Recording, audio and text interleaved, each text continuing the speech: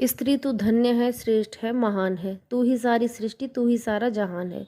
जी हाँ दोस्तों, स्त्री दुनिया में भगवान की बनाई वो श्रेष्ठ रचना है, वो कला है जिसका वर्णन असंभव है, परंतु इसका तिरस्कार बहुत सरल है।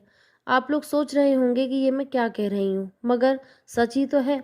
ये समाज स्त्री को सम्मान दे या ना दे, परंतु इसका अपमान बहुत करता है। हर वक्त इसे अपने पैरों तले कुचलने को तैयार है। देखा जाए तो हंसी का पात्र भी यही है।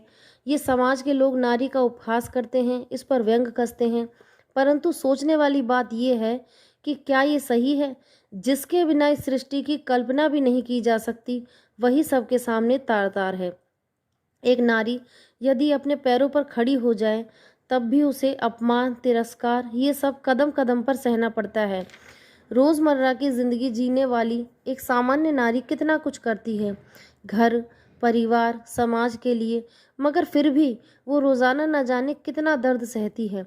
अपमान के घूंट पी जाती है, मगर उफ तक नहीं करती। वो लगातार कर्मबद्ध होकर अपना काम करती है।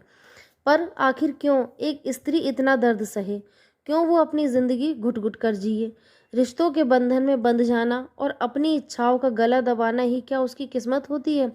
शादी से पहले माँ बाप की बंदिशें, भाई बहनों के बारे में सोचना, शादी के बाद सास ससुर की बंदिशें, पति का आदर सम्मान, बच्चों की परवरिश, बस इन्हीं में सिमट कर रह जाती है उसकी इच्छाएं।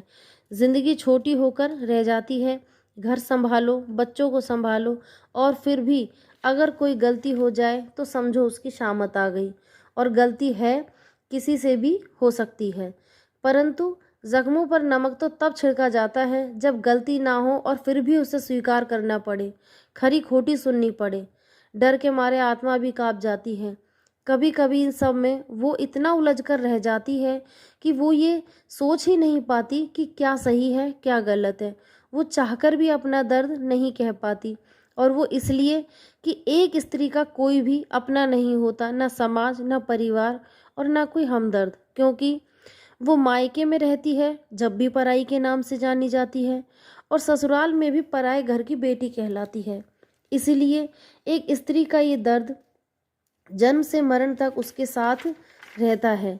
पीहर में दूसरे घर जाने तक का समय बिताती है, और ससुराल में सिर्फ और सिर्फ परिवार की बेल को, वंश को आगे बढ़ाने के लिए आती है। इसके अलावा उसका अपना कोई अधिकार नहीं होता, मान सम्मान नहीं होता। आखिर एक स्त्री के दर्द का ये सफ़र कब तक चलेगा और ख़त्म होगा भी या नहीं?